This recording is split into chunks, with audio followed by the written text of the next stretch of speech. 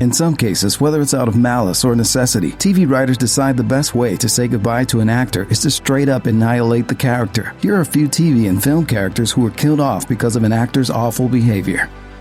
Between 1987 and 1989, the late Jay Thomas played a recurring role of hockey player Eddie LeBec on the hit sitcom Cheers. LeBec is a hockey player for the Boston Bruins who gets involved with the tough, no-nonsense waitress Carla, played by Rhea Perlman, and eventually the pair tie the knot. Sadly, their wedded bliss doesn't last long. The Bruins fire Eddie because of his age, so he's forced to take a job as a skating penguin in a traveling ice show. In a Season 8 episode, we learn the former hockey player was killed in a bizarre Zamboni accident. According to Cheers writer Ken Levine, the hockey player's demise was the result of the actor saying the wrong thing while the wrong person was listening. In a 2006 blog post, Levine explained that at the same time Thomas had a recurring role on Cheers, he was also a DJ in Los Angeles. When a caller asked him on the air what it was like working on Cheers, Thomas joked that it was, quote, brutal because he had to kiss Rhea Perlman. According to Levine, Perlman happened to be listening to the show, and as a result, Thomas was never seen on Cheers again. A few years before he was chopping through orcs as Gimli in Peter Jackson's Lord of the Rings series, John Rhys-Davies played Professor Maximilian Arturo on the science fiction series Sliders. Jesus, Mary and Joseph. I think I've just seen God and I could have sworn he was driving a Cadillac. Arturo acts as mentor to Quinn, played by Jerry O'Connell, as they and their friends use wormholes to travel to parallel universes. In the Season 3 two-parter Exodus, Arturo sacrifices himself to save Quinn, taking a bullet meant for the younger hero. Nearly 2 decades after his departure from Sliders, Rhys-Davies told Digital Spy that the real reason he took the bullet wasn't to save Quinn, but to save himself from bad writing. He says the writers on Sliders didn't have the vision to realize the full potential of the series. He also called the scripts, quote, incomprehensible gibberish. Rhys-Davies went on to say that he clashed with the writers on a regular basis. The actor recalled in an interview, I would go to the writers and complain, but they say, John, why don't you just say the words as written? I say, I tell you what, I will actually say the words as written when you can actually write intelligent sentences. Rhys-Davies wasn't clear about whether he was fired or quit, but either way, he says his conflicts with writers were to blame for his departure. Beginning in 1988, Roseanne aired for 9 seasons, ending in 1997. Then in 2018, Roseanne enjoyed what was initially an extremely successful revival. With the original cast on board and hit ratings, the new Roseanne looks set to possibly enjoy many more seasons. I have an announcement. I'm having a baby. A baby what? Then, in July 2018, Roseanne Barr tweeted a racist insult about Valerie Jarrett, a former advisor to President Barack Obama. Soon after, ABC fired Barr and canceled the series. But while it was the end for Roseanne, it wasn't the end of the character's story. In October 2018, The Conners premiered, featuring all of Roseanne's cast, minus Barr. The first episode reveals that the Connor family matriarch has died. At first, a heart attack was blamed for her death, but later in the premiere, we learned she died from an opioid overdose. Roseanne and the Connors showrunner Bruce Helford said the choice to kill her character was made to make her departure permanent. Helford also went on to say that the manner of her death was meant to be one that was relevant and could inspire discussion for the greater good about the American working class. Barr apparently didn't agree. After the premiere, she wrote a long response to her character's demise on The Conners, saying the choice was too grim and morbid for a family-oriented show. In the Matrix films, one of the most conspicuous absences after the first movie is Tank, played by Marcus Chong. In spite of being one of the few good guys to survive the original film, his character was killed off between movies and doesn't appear in either The Matrix Reloaded or The Matrix Revolutions. The reason Tank dies is that when he was approached to reprise the role, Chong decided on an absolutely bizarre negotiating strategy. The writer-director team of the Wachowskis reportedly wanted Chong to return and offered him $250,000 to do so. But depending on which version of Chong you ask, that was either way too much or not nearly enough. Chong wanted $1 million to reprise the role of Tank, but the Wachowskis refused. So Chong had his lawyer deliver a letter in which the actor said that he would return for the sequels either for $500,000 or for free.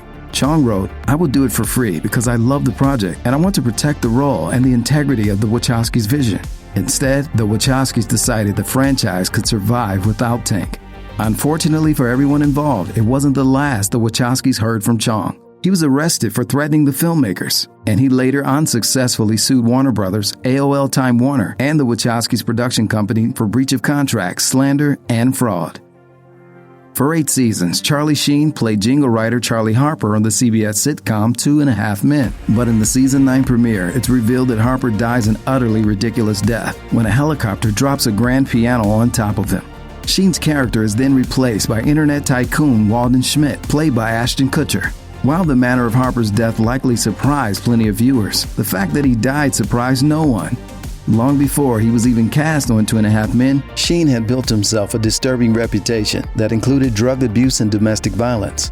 In February 2011, Sheen hammered the final nails in the character's coffin with vicious attacks on the 2.5 Men creator Chuck Lorre. When Sheen appeared on The Alex Jones Show and hurled anti-Semitic insults directed at Lorre and posted an open letter rant on TMZ. In early March, Warner Brothers announced enough was enough, and Sheen was fired from 2.5 Men. However, the season 9 premiere proved not to be quite the end of Charlie Harper. In the 2-part series finale, it's revealed Charlie's stalker neighbor, Rose, faked his death and has been keeping him as a prisoner in a pit for the last 4 years. Harper escapes, but he's once again killed by a helicopter that drops a grand piano on him. For 9 seasons, the late soul singer and actor Isaac Hayes lent his voice to the character Chef on Comedy Central's controversial animated show South Park. Chef would often deliver wisdom to the show's heroes, wisdom that usually involved breaking into a soul song. But in 2006, Hayes asked to be released from his contract. Hayes cited what he called the show's, quote, intolerance and bigotry towards religious beliefs as his reason for departing. Hayes, a Scientologist, didn't directly reference the season 9 episode Trapped in the Closet, which criticized Scientology. But many, including South Park creators Trey Parker and Matt Stone, assumed that episode is what he was talking about. In an official statement from Comedy Central, Stone pointed out what he saw as Hayes' hypocrisy, writing, Isaac never had a problem with the show making fun of Christians, Muslims, Mormons, or Jews. He got a sudden case of religious sensitivity when it was his religion featured on the show. However, we should point out that Hayes' son has said that his dad had a stroke in 2006 and that the Church of Scientology penned this letter in his name.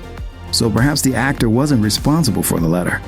Regardless, in the season 10 premiere, Parker and Stone made sure that Hayes knew how they felt about his departure. After his hiatus, Chef returns to South Park as a member of the Super Adventure Club, a blatant stand-in for Scientology. At the end of the episode, Chef is on a rope bridge as it's struck by lightning. The bridge breaks, he catches on fire, falls down a cliffside, and winds up impaled on a branch. Then he's shot and mauled by both a mountain lion and a bear. Of the things actress Shannen Doherty is known for, working and playing well with others isn't one of them. She was reportedly the source of plenty of behind-the-scenes chaos on the set of the teen drama Beverly Hills 90210, including a fistfight with co-star Jenny Garth. In 2015, Doherty's 90210 co-star Tori Spelling admitted that she asked her father, 90210 producer Aaron Spelling, to fire Doherty, a request he honored. Regardless, Aaron Spelling tapped Doherty again for Charmed, a supernatural drama about witch sisters who use their powers to fight evil. Doherty played the oldest of the 3 sisters, Prue, and was joined by Alyssa Milano as Phoebe and Holly Marie Combs as Piper. But while the series lasted 8 seasons and won an impressive cult following, Doherty was only there for the first 3. In the season 3 finale, Prue was murdered by a demon assassin, Shax, played by Michael Bailey Smith. This time, while Doherty's departure was because of all the wrong kinds of drama, she refused to get the proverbial axe. For unspecified reasons, Doherty and co-star Milano had stopped speaking to one another during the course of the series. When Milano demanded Doherty be fired, the latter reportedly heard about it through the grapevine. Rather than be fired, Doherty not only quit, she directed All Hell Breaks Loose, the season 3 finale in which Prue meets her end. By the end of the sitcom Community, almost half of the actors in the original lineup of Greendale Community College's most well-known study group had moved on. But one of the only characters who literally didn't survive the series was Chevy Chase's Pierce Hawthorne. While Pierce had a penchant for faking heart attacks throughout the show in order to get out of trouble, apparently his final one was the real deal.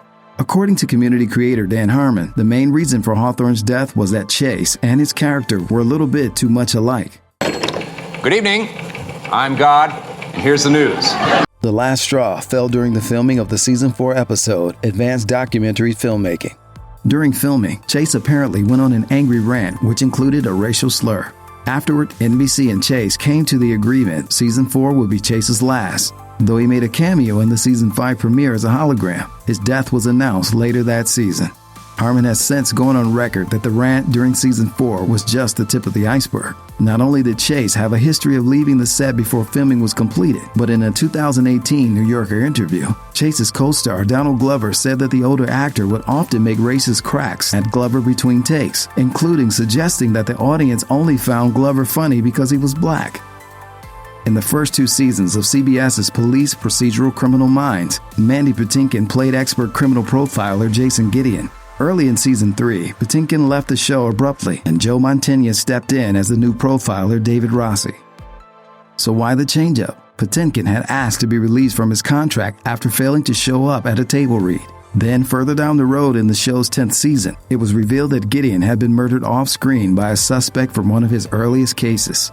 In a 2012 interview with the New York Magazine, Patinkin opened up about his departure from Criminal Minds, saying that working on the show was one of the biggest mistakes he'd ever made. Apparently, playing a criminal profiler was having too many damaging side effects on Patinkin's mental and spiritual well-being. Patinkin went on to say, "It was very destructive to my soul and my personality." He also suggested that Criminal Minds and shows like it were detrimental to society. Patinkin warned, "Audiences all over the world use this programming as their bedtime story. This isn't what you need to be dreaming about." Check out one of our newest videos right here. Plus, even more Looper videos about your favorite TV stars are coming soon. Subscribe to our YouTube channel and hit the bell so you don't miss a single one.